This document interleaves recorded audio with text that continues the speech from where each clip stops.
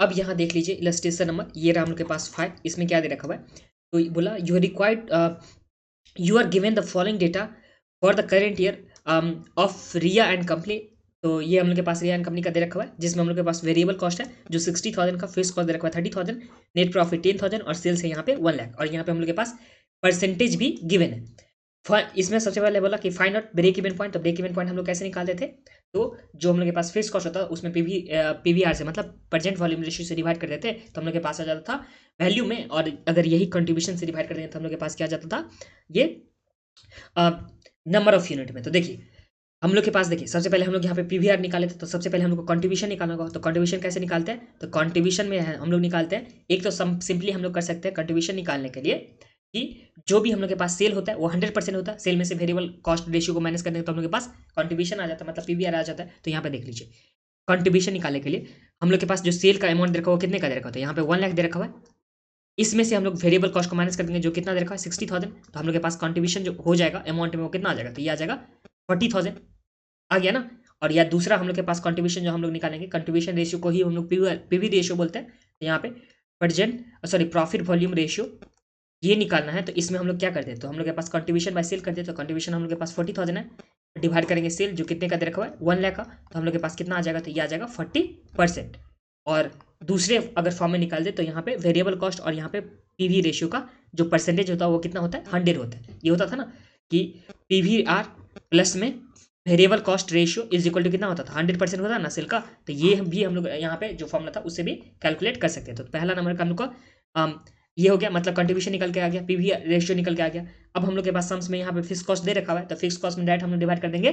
PVR से। तो चलिए हम लोग का फर्स्ट नंबर का जो हो गया ये है ब्रेक इवन पॉइंट, ये निकालने के लिए हम लोग क्या करेंगे, तो जो हम लोग के पास दे रखा हुआ है 30,000 दे रखा हुआ है फिक्स कॉस्ट, इसमें डिवाइड कर देंगे 40% से, तो जो ब्रेक इवन सेल हम लोग के पास आ जाएगा वो कितना आ जाएगा, तो यहाँ पे 30,000 में डिवाइड कर दिया अगर हम लोग कितना से 40% से, तो ये आ गया हम लोग के पास 75,000। तो 75,000 हम लोग के पास क्या आ गया, ब्रेक इवन सेल आ गया। पीवी रेशियो तो हम लोग निकाल चुके हैं। फिर मार्जिनल ऑफ सेफ्टी, तो मार्जिनल सेफ्टी और यहाँ पे जो ब्रेक इवन पॉइंट होता था उस दोनों में रिलेशन था कि ये दोनों कितना परसेंट होता है 100%। तो यहाँ पे देखिए जो ब्रेक इवन सेल होगा प्लस में मार्जिनल ऑफ सेफ्टी का जो भी सेल होगा, ठीक है, इस दोनों को मिलाकर के तो पूरा सेल होता है, फुल सेल हो जाता है ना, जो 100% होता था 100% ऑफ सेल, तो ये तो पूरा सेल हो गया। अब सम्स में हम लोग के पास ब्रेक इवन सेल दे रखा है 75,000 का, और मार्जिनल ऑफ सेफ्टी हम लोग को निकालना है, तो यहाँ पे मार्जिनल ऑफ सेफ्टी और जो हम लोग के पास यहाँ पे इज इक्वल टू यहाँ पे 100% ऑफ क्या हो जाता है सेल, तो यहाँ पे सेल हम लोग के पास कितना गिवन है 1 लाख का गिवन है। तो हम लोग क्या करेंगे, मार्जिनल ऑफ सेफ्टी निकालने के लिए जो हम लोग के पास यहाँ पे 1 लाख का दे रखा हुआ है, इसमें हम लोग 75,000 से क्या कर देंगे माइनस कर देंगे, तो हम लोग के पास कितना आ जाएगा 25,000 का। तो यही 25,000 हम लोग के पास क्या गया मार्जिनल ऑफ सेफ्टी का यहाँ पे सेल आ गया। और आगे सम से हम लोग देखिए जो हम लोग के पास 3 पॉइंट बोला था, तीनों तो हम लोग यहाँ पे देख लेते, पहले हम लोग यहाँ पे देख लेते ब्रेक इवन पॉइंट को, फिर जो दूसरा हम लोग के पास बोला था पीवी रेशियो, तो पीवी रेशियो हम लोग यहाँ पे देख लेते,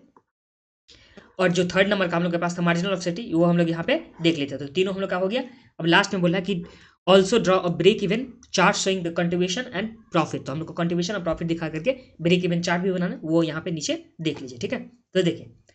ब्रेक इवन चार्ट हम लोग को बनाना है, तो इसमें हम लोग को सबसे पहले क्या कंसीडर करेंगे, तो देखिए जो हम लोग के पास आया था यहाँ पे ब्रेक इवन सेल वो कितना था, तो ब्रेक इवन सेल हम लोग के पास था 75,000, इसमें तो कोई प्रॉब्लम नहीं आप लोग को, ब्रेक इवन सेल अभी हम लोग निकाले ना 75,000 का, तो ये हम लोग के पास 75,000 का हो गया। तो हम लोग को यहाँ पे दिखाना है जो हम लोग के पास सेल होगा, ये हो गया मतलब 10,000, ये हो गया 20,000, ये 30,000, ये 40,000, ये 50,000,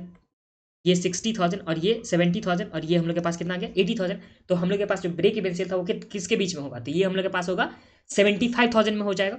तो 75,000 70 और 80 के बीच में होगा, मतलब इस बीच में हम लोग के पास यहाँ पे ब्रेक इवन सेल होना चाहिए, ठीक है। और हम लोग के पास क्वांटिटी तो गिवन नहीं है सम्स में, तो हम लोग सिंपली क्या करेंगे कि क्वांटिटी कुछ भी मान लेंगे, मतलब जितना क्वांटिटी था उतना ही हम लोग क्या मानेंगे कि यहाँ पे सेल भी था, तो ये हम लोग के पास आ जाएगा इस वाले पॉइंट पे जो था ब्रेक इवन पॉइंट आ जाएगा। फिर हम लोग एक टोटल कॉस्ट का कॉलम बनाएंगे, मतलब ये, और एक हम लोग क्या करेंगे जो वेरिएबल कॉस्ट का था वो बनाएंगे। अब वेरिएबल कॉस्ट और टोटल कॉस्ट के बीच का जो होगा वो कंट्रीब्यूशन का पार्ट हो जाता है, और जो उसके ऊपर होता है वो क्या होता है प्रॉफिट होता है। तो ये इस तरह से आप लोग को बना लेना है।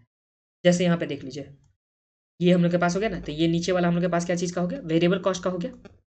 जैसे जैसे क्वांटिटी बढ़ेगा उस तरह से यहाँ पे प्रोपोर्शन में क्या होगा वेरिएबल कॉस्ट बढ़ेगा। फिर जो एक नेक्स्ट हम लोग के पास हो गया ये टोटल कॉस्ट हो गया, टोटल कॉस्ट का, और इसके बीच का जो हम लोग के पास पार्ट हो गया ये किस चीज़ का हो गया, तो कंट्रीब्यूशन का हो गया, जो फिक्स कॉस्ट वाला पार्ट हो गया। और ऊपर जो हम लोग के पास हो गया ये जो इसके ऊपर ये वाले जो पार्ट हम लोग के पास गिवन है ना, ये वाली पार्ट, तो ये वाली पार्ट जो जिसे रेट कर रहा हूँ, ये हम लोग के पास क्या हो जाएगा, प्रॉफिट हो जाएगा। तो इसे भी आप लोग एक बार रिवाइज कर लीजिएगा, लिख लीजिएगा, ठीक है, बना लीजिएगा। इस तरह से सबसे पहले देखिए, इसमें हम लोग के पास एक ही डेटा गिवन था, तो हम लोग उसी के बेस पे किए हैं। तो पहला हम लोग के पास जो डेटा गिवन था वो क्या गिवन था कि जो ब्रेक इवन सेल होगा वो 75,000, तो हम लोग को यहाँ पे 75,000 में जाकर के यहाँ पे क्या करना है, जो प्रॉफिट होगा प्लस में जो फिक्स कॉस्ट होता है उसे हम लोग को यहाँ पे टच करवाना है, ठीक है। ये एक हम लोग के पास पॉइंट हो गया 75,000 के पास में, इसमें तो कोई प्रॉब्लम नहीं आप लोग को। अब यहाँ ध्यान दीजिए, फिर हम लोग के पास जो था वेरिएबल कॉस्ट वो कितना था, 60,000 था हम लोग के पास वेरिएबल कॉस्ट,